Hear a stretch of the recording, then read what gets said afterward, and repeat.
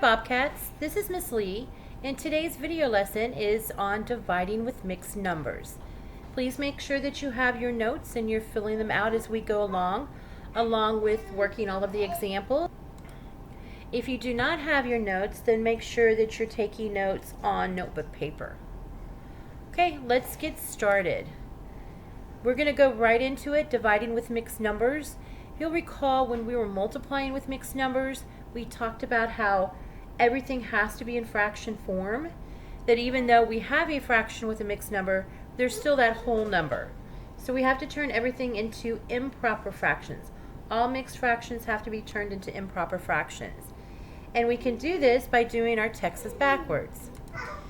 So go ahead, and I want you to do this on your own. You'll remember Texas backwards is the T for addition, the X is for multiplication, and you go backwards starting with the denominator, 2 times 1 plus 1. Go ahead and do this for both of the mixed numbers. Once you have your answers, come back and make sure you did it right. Okay, how did you do changing those to improper fractions? Did you get 3/2 for the first mixed number and 9/4 for the second one? If you did, great job. If not, go ahead and double check your work. Okay, now that we've rewritten our division expression with improper fractions in place of the mixed numbers, we're ready to divide in its normal division like we learned in our previous video on dividing fractions. First thing you want to do is LCR. Always LCR. Leave, change, reciprocal. So rewrite your expression. We leave the first fraction alone. We write it just like it is. We change our division into multiplication. And the reciprocal of 9/4 is when you flip it upside down and you get 4/9. And then we multiply. Multiply your numerators. 3 times 4 is 12. Multiply your denominators. 2 times 9 is 18. And our last step, of course, is going to be to divide. Hopefully you recognize 2 times 6, with 6 being a factor for both 12 and 18. So I'm going to divide both by 6. 12 divided by 6 is 2. 18 divided by 6 is 3, and this is as simple as you can get. Okay, I really don't think this is that hard. We just have one additional step, and that is to turn any mixed numbers into improper fractions. So go ahead and work this second example by yourself. Pause the video. When you have your answer, come back and check. Okay, let's see how you did. Did you get 245/20? If you did, you're on the way. You just forgot to simplify. So once you simplify, you get 49/4. Or if you want to change that back to a mixed number, do your TIBO, and you get 12 1/4. So if you got this right, great. Let's move on to the next example. If not, pause the video and take a look at the work and see if you can find your mistake. If not, ask your teacher. Okay, the next example. Again, we have two mixed numbers. We're going to go ahead and have to get rid of the mixed numbers, turn them into improper fractions. We're going to do Texas backwards. 3 times 8 is 24, plus 1 is 25. Keep the denominator. And we're dividing this by, turn this mixed number to an improper fraction. 2 times 2 is 4, plus 1 is 5. And the denominator is still a 2.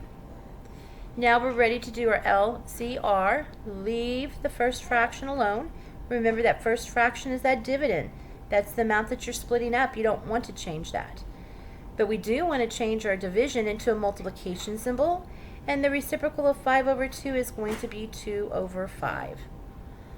Once we have our new division written as a multiplication problem, we're ready to multiply. 25 times 2 is 50. 3 times 5 is 15. Don't stop here though. We need to simplify. And I know that both factors can be divided by 5. So when I do that, I get 10/3. And since 3 is not a factor of 10, this is my simplified improper fraction. We can also change that into a mixed number. Do your TIBO. 3 goes into 10 3 whole times, which is 9. Subtract, I have a remainder 1. So as a mixed number, it's going to be 3, remainder 1 out of 3, because you keep the same denominator. So either way you present your answer, whether it's 10/3 or 3 1/3, that is correct. Okay, so let's try a word problem. Henry has a board that is 6 2/3 feet long. He cuts the board into equal pieces that are 5/6 feet long, or 5/6 of a foot long. How many 5/6 foot pieces can Henry cut from the board? Okay, so we know that he's cutting, which means our operation is of course going to be division. But now we need to figure out our dividend. What is the amount that he's cutting up? Well, he wants pieces that are 5/6 feet long, but it's the board that is 6 2/3 that he's cutting up. So that goes first, 6 2/3, and we're dividing it into the piece lengths of 5/6. Okay, that is our expression. Now we're ready to solve. So again, you need to change the mixed numbers into improper fractions. So I'm going to let you finish this problem, pause the video. Once you have your answer, come back and check to see how you did. Okay, did you get that Henry can cut 8 pieces? If you did, awesome job. Taking a look, once we change our mixed number to an improper fraction, it's 20/3. Now let's do our LCR, rewrite our expression. It becomes leave the first fraction alone, 20/3, change the division to multiplication, and write the reciprocal of 5/6. Flip it, and it becomes 6/5. Then just do your multiplication. 20 times 6 is 120. 3 times 5 is 15. Simplify. I know I can divide both by 5. So you get 24/3. And we're not done because 3 is a factor of 24. So I can divide both by 3 and I get 8/1. And of course, any number over 1, you can simply write that as a whole number. So he can cut 8 pieces. Okay, next one. Carmen and Brianna are wrapping gifts for the toy drive. Carmen is making the bows. She has 37 1/3 yards of ribbon. If each bow uses 4 2/3 yards of ribbon, how many bows can she make?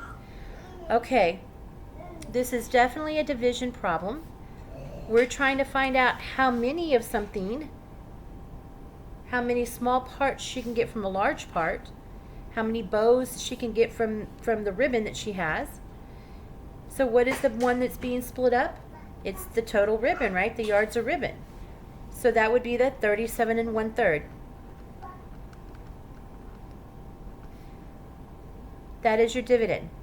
And each bow is going to be needs 4 2/3 yards. So we want to know, how many 4 2/3 are in 37 1/3. So this is our expression. We're ready to go ahead and multiply. Now these are some larger numbers, so we might have to do some math work to the side. Let's go ahead and do our Texas backwards. 3 times 37, so I'm going to do that little work off to the side. 111 plus 1 is 112. The denominator stays the same. Divided by 3 times 4 is 12, plus 2 is 14/3. And now we're ready for our leave change reciprocal. I'm going to leave the first fraction alone. 112/3 is going to stay 112/3. We're going to change our division to multiplication, and the reciprocal of 14/3 is 3/14. Now we multiply. 112 times 3 is going to be 336. 3 times 14 is going to be 42. Okay, so let's go ahead and finish this. I'm going to go ahead and divide by 2 because off the top of my head, I really can't think of a factor, possibly 6, probably. So let's try 6. All right, so 336 divided by 6. I think that is good. 6 goes into 35 times, into 33 5 times. 3 remainder, bring down the 6, and 6 will go into 36 6 times. So that works, 56. 42 divided by 6 is 7. And 7 is actually a factor of 56. 56 divided by 7 is 8. So how many bows can she make? She can make 8 bows.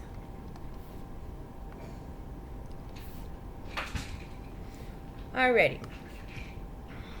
Here's your check for understanding problem. The area of a rectangular garden box is 12 3/8 square meters. The width of the patio is 2 3/4 meters. What is the height? Okay, so it looks like there's 2 different problems. It's actually not. I think it's supposed to be the width of the box, not the patio. So the width of the garden box. Okay, one of the things to remember on this problem is that area equals length times width, which is actually right here.